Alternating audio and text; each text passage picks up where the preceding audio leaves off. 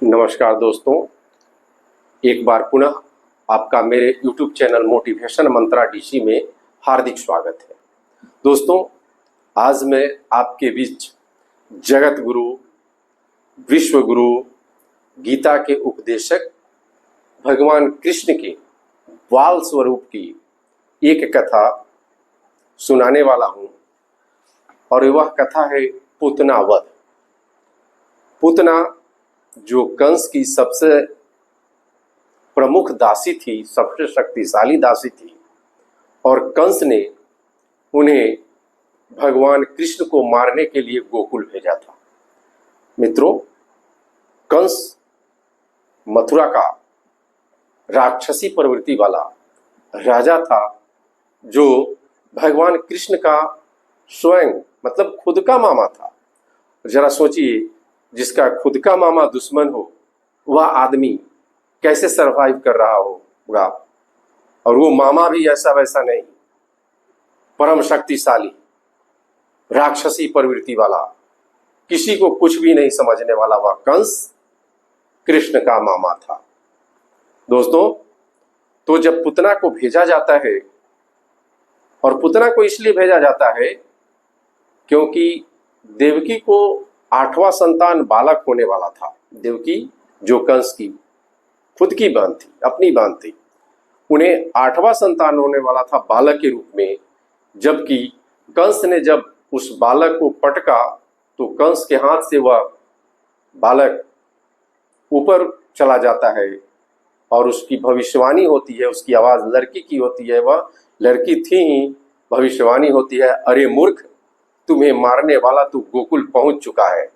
बस यहीं से कंस ने पूतना को गोकुल भेजा था। तो दोस्तों, पूतना जब गोकुल जाती है तो उसने अपने स्तनों पर बहुत ही मारक, खतरनाक जहर लगा लेती है और रूप बदलने में माहिर हुआ पूतना कृष्ण को ढूंढते ढूंढते नंद बाबा के घर पहुंचती है।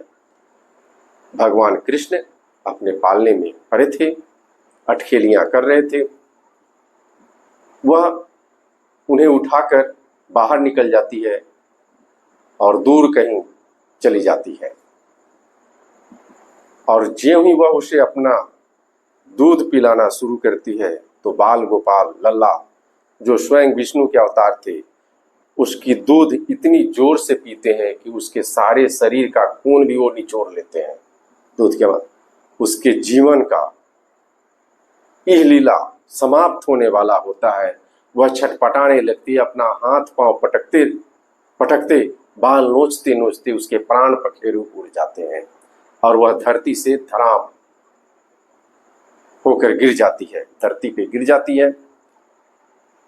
और उसकी आवाज इतनी थी कि सभी गोकुल वासियों के कान फटने को हो जाते हैं। और जब सभी लोग आते हैं तो देखते हैं बाल गोपाल भगवान कृष्ण पूतना के सीने पर मुस्कुरा रहे हैं। उन्हें कौन मार सकता है जो जगत के स्वामी हो। तो दोस्तों, पूतना वध से हम ये जानेंगे कि हमें 5 कौन सी शिक्षाएं मिलती हैं, हम अपने जीवन में उन 5 शिक्षाओं को कैसे उतार सकते हैं। तो दोस्तों, पहली जो शिक्षा मिलती है वह यह कि हमारे और आपके जीवन में बुराई कोई भी रूप धारण करके शामिल हो सकती है। उसे अपनी आत्मा की शक्ति से पहचाने और उससे दूर रहें। दूसरी शिक्षा यह मिलती है कि झूठी ममता और कपट का अंत एक दिन अवश्य होता है, इसलिए किसी के साथ भी इस प्रकार का व्यवहार नहीं करें और इससे बचें। तीसरी शिक्षा हमें यह मिलती है कि ईश्वर हमेशा सत्य और निर्दोष के साथ खड़े रहते हैं, उसकी रक्षा करते हैं। अन्यथा एक साधारण बालक को जब मारना हो तो कोई भी मार सकता है, जबकि पूतना जैसी शक्तिशाली राक्षसी भी भगवान के बाल स्वरूप का बाल बांका तक नहीं बिगाड़ सकी। चौथी शिक्षा पूतना वध से हमें यह मिलती है कि ईश्वर भाव के भूखे होते हैं, न कि कर्म के।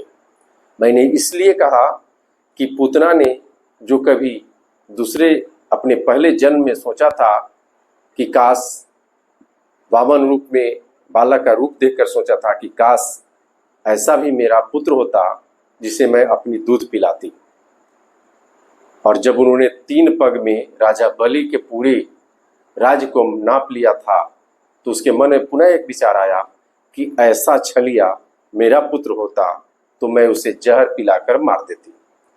और उस समय वामन रूप में भगवान विष्णु ने तथास्तु कहा था और उसी को उन्होंने द्वापर युग में पूरा किया कि उसके दोनों जो तथ्य थे वो सफल हुए। एक स्वरूप में वह भगवान को दूध पिलाती है और दूसरे स्वरूप में वह उसे दूध के साथ जहर भी देती है। तभी तो उन्होंने पूतना को मां का दर्जा दिया और उसे मोक्ष प्रदान किया। और 5वीं तथा सबसे महत्वपूर्ण बात हमें यह मिलती है, पूतनावध से हम यह सीखते हैं कि बुराई चाहे लाख शक्तिशाली क्यों न हो, वह कितना हो कपट भरा आवरण पहन ले, कितना हो छल करे, उसे हमेशा सत्य और सद्गुण ने पराजित किया है।